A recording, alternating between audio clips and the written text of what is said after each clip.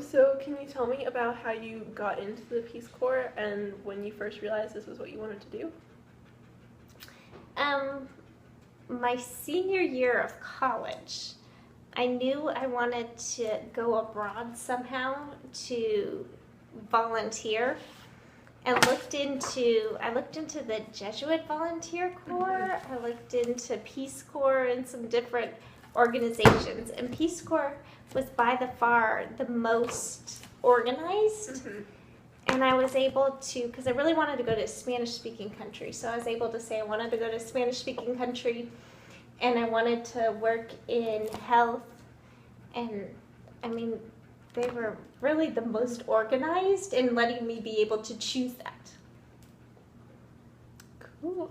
Mm-hmm. So, and then when you went, what did you like and dislike?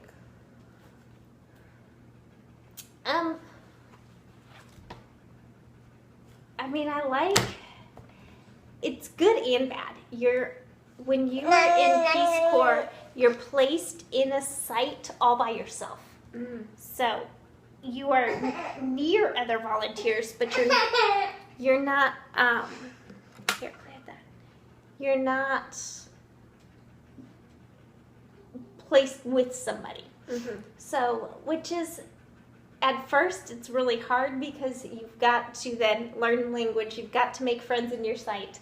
Like, it kind of forces you to integrate more into the community, which I didn't like at first because it is really hard to do. But I did end up liking kind of towards the end because by then I had made so many Paraguayan friends there. Cool. Mm-hmm. And then, yes, this is. When you were growing up, did you think you would do something like this, or was this really just like a late college realization that you wanted to do this? No, it was more of a late college kind of a realization. My uncle had done it a long time ago in the 60s, 70s. And so I always knew about Peace Corps, but I never, thought I was absolutely going to do it or anything like that. Then do you have any favorite stories from your experience?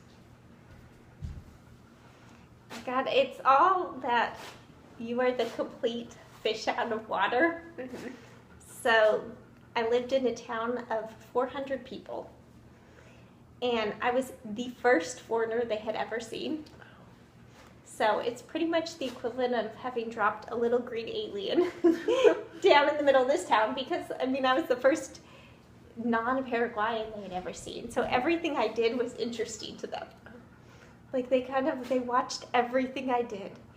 And I had my own little house, and they would be like, "Oh, we see that you did laundry today," or "We see that you did this," or, they knew. They watched everything I did. So it was, just that, you're kind of that fish, living in a glass bowl. They were aware of everything I did, which was fun. In Paraguay, they have... Yeah, let's not do this. You play with all the stuff you're tearing up down there. In Paraguay, they make chipas, it's called. It's the bread that they make, and so every Friday, that's a big deal.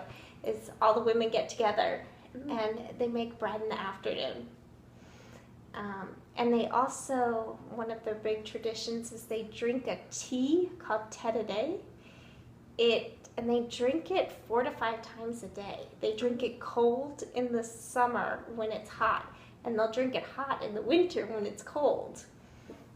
So they do, and everybody sits down in a circle and they drink the tea together. Like all 400 people? Or? No, kind of the family you're with. So at least the 5 or 6 people, because everybody would do it within their own family, or the men in the fields would take a break and 5 or 6 of them would sit down and have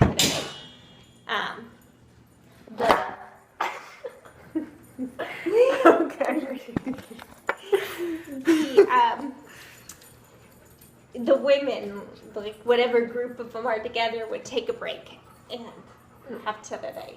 So, was one of their traditions was always sitting down and having tea multiple times a day. And it's a very, I mean, it's all done in community, so you never have it by yourself. You have it with a group of people. Mm-hmm. So, I guess this wasn't, because this project is about careers, so I guess that a lot of people, it's talking about like career training in college and high school, but was there anything that you did or wish you had done in preparation for doing this?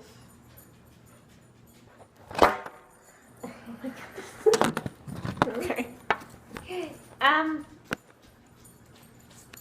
No, I mean, I think there isn't much you can. They do give you, when you join up for Peace Corps, you don't actually have to know the language. You don't have to have any of the skills you're going to use, because your first 3 months in the country are training.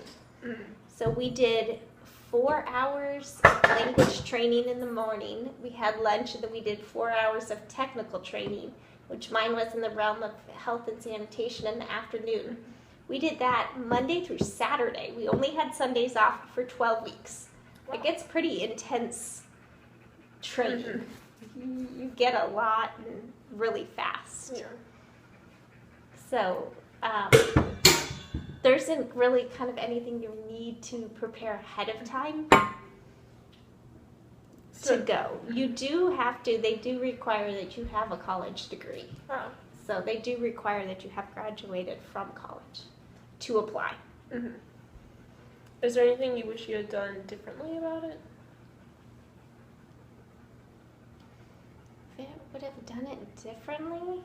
I guess now looking back, I probably would have done things in my site differently. My project that I ended up doing was to build brick stoves and ovens with the group of women. And so there's a big, I mean, I think just in general, there's a big distrust kind of their neighbors, like, is she getting more than I'm getting? Or like, had done more to kind of maybe bring the community a little closer together. We did get the project done, but I don't think, there was definitely some turmoil along the way, which now looking back, I probably would have tried to do more community building. And then, what was your inspiration for joining? If there was one.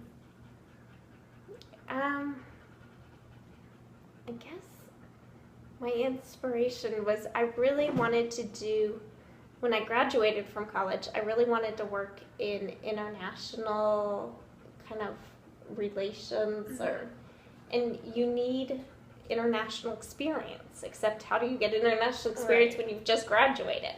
So volunteering is kind of the easiest way to get that.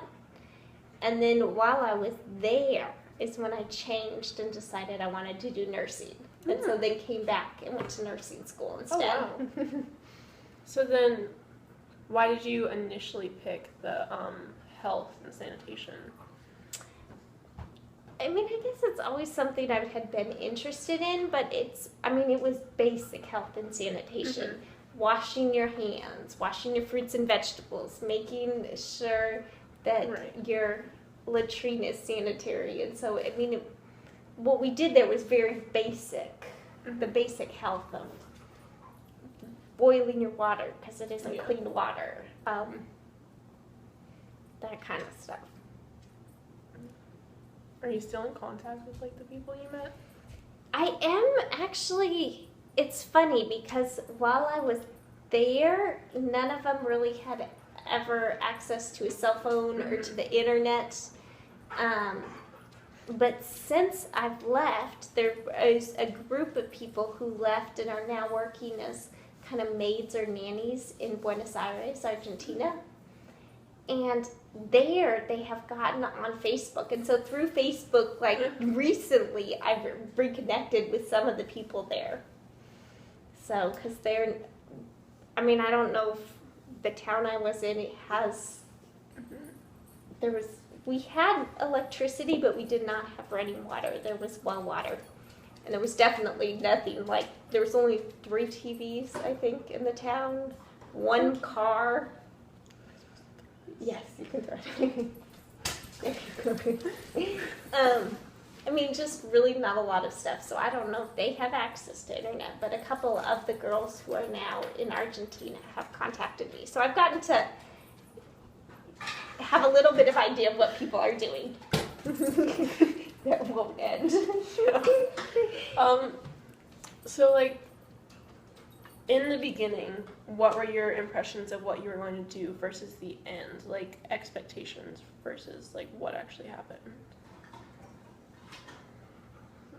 Well, what is really, I guess I thought more that Peace Corps gives us a project. Mm-hmm. But really, when I got there, one of the things they teach you in training is that your first 6 months in your site, you're actually not supposed to do anything.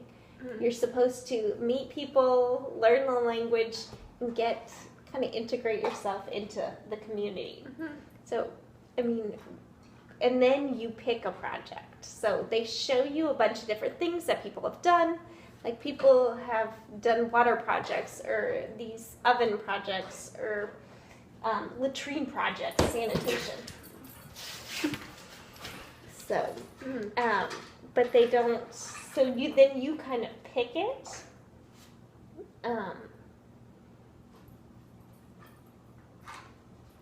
yeah, I guess then leaving, looking back, I mean, I probably would have liked to do more of, had I known, I mean, it's kind of hard to really know how it's all going to work out, because they've been living with each other for generations. And so then you're kind of this outsider who's trying to come in and figure out the dynamics.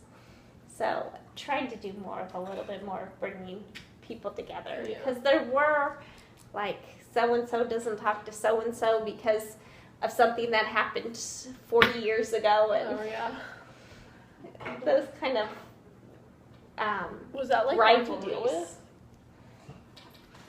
It was at first. How I really played it off a lot of times is like, no, I'm neutral. Like, I talk to everybody. I'm with Peace Corps. I'm not, like, saying I don't get involved in this at all. Mm-hmm. So, like, you were with Peace Corps the whole time, but was there a point where you stopped feeling like just a volunteer, and like, where you became like fully integrated almost? Not like fully, but.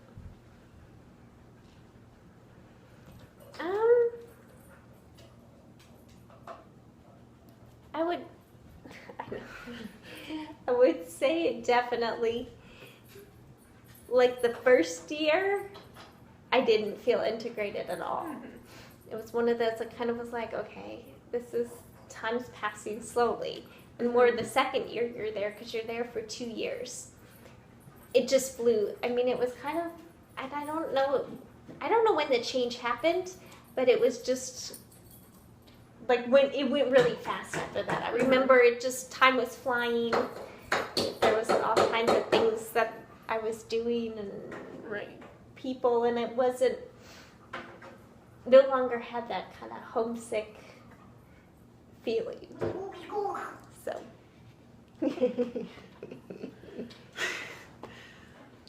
So, like, the project that you did, was that something that you just picked on your own, or was that something that kind of like was a community thing that happened, and then it was like a full project that you just brought in from I proposed it to the kind of women in the community, because what they did before is they would just make one fire on the ground, and they would cook everything in one pot on top of it. So everything would go in, it would get cooked, I mean, forever down, because you got to think all the vegetables that they would put in it had been cooking all day, so not a ton of nutrients in it anymore. And they would also cook inside. So you got to think it's a dirt floor, 4 walls, and a thatch roof. And they would make the fire inside because that's how they kept the chickens and the pigs and everything else from eating the food. So you walk in and there's all just black smoke up in the ceiling because all of that's, I mean, they're inside. So the brick stove and oven, it was like a stove and an oven, and you made the fire, then the smoke circulated the oven and then went down a chimney. So they were able to cook multiple things up. Like they could do 4 pots on the stove plus something in the oven. So they could really cook a lot more in different things, or also take less time if they were cooking multiple things or wanted to cook multiple things at once, which was really cool. So once I kind of figured out, during the training, Peace Corps was like, okay, there are these tons of different projects to choose from that are good. And if you want to do something else with your town, I mean, you can always propose that. Right. I met every 3 months with the Peace Corps director. So he would sit down with every volunteer kind of every 3 months for maybe 30 minutes and like, okay, what are you doing? How's it going? What's going on? Right. Like that. I'm just checking in, making sure you're getting what you want done. Is there any huge problems? So did Peace Corps identify the town, or did the town like reach out? Like, how does that happen? I think a little bit of both. Peace Corps kind of identifies the town, and Peace Corps works in conjunction with a bunch of nationals in the country that they're in, and so they can identify a site, or somebody can propose the site. So if you were close to the other volunteers, but you weren't like right with them, did you ever talk to them? And I had one kind of different ones. I had on the same bus route that I was, there was only one bus. It came in the morning and left. It left in the morning, came back in the afternoon. Like it was a one shot. Yeah. Kind of leaving. Miguel he lived in the town that the bus originated in the morning, and so would sometimes come through my town, and then when he left, usually they put 3 volunteers in a site before they leave the site. So there's usually kind of the first volunteer, second volunteer, and the third volunteer. So each volunteer can then build on what has been done before.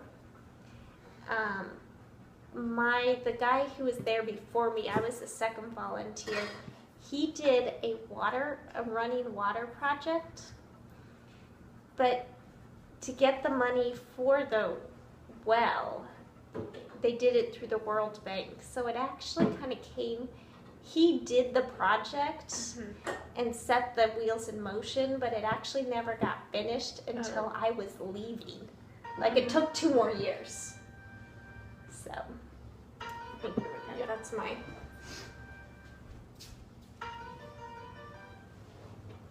Okay. So it took 2 more years for the running water to come about. Gotcha. So it wasn't, because it was already in motion, there wasn't really much else for me to do. Yeah. And so then, I guess, like, since you went in wanting to do international business and you came out wanting to do nursing, what caused that shift? I guess kind of while I was there, I did have a cell phone. I had one of these ginormous phones that only worked if I went out and stood directly in one spot in the middle of the field. So we had a set time. My parents would call me every Sunday afternoon at 3 o'clock. So I would be out there waiting for it. Yeah. And at that time, we were out there waiting. My mom, I've maybe been there a year, maybe a year and a half. And she's like, well, what are you going to do afterwards? And I was like, oh, I guess I really have to figure this out. Yeah. And the Peace Corps had a headquarters in the capital, in Asuncion. That's where, and they had all kinds of things in their headquarters. They had a library for us. They had an area for us to kind of meet. And so, it's like if we went to the Capitol, we would get our monthly stipend. We usually got like 2 to 3 days a month in the Capitol, where we'd go, we'd get our monthly stipend, would see other volunteers, hang out a little bit. And so there was a place, to watch TV, to socialize. There was a telephone where we could call the U.S. if we wanted. And so I went to the library there, and I was like, okay, I have to pick something. And so just started looking through stuff and talking to other volunteers. And one of the other volunteers was getting into nursing. Because I was kind of thinking about medical school, and she goes, no. She goes, do a nurse practitioner. She's like, a nurse practitioner is so much more flexible in what they can do and where they can go. And I was like, okay, that's pretty cool. I want to have something that's more flexible. Because usually a physician, once they enter into a practice or buy into practice, they're kind of there for a very long time. Right. So having that ability to go wherever. Yeah. Do you know the... Did we? Let's see. I guess we covered because.